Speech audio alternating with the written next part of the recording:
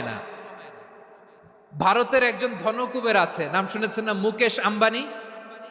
ওনার স্ত্রী নীতা আম্বানি, আমি একটা নিউজে দেখলাম যে তিনি গোল্ড ওয়াটার খেয়েছেন। এক বোতল গোল্ড ওয়াটারের দাম মোস্ট লাইকলি $60,000,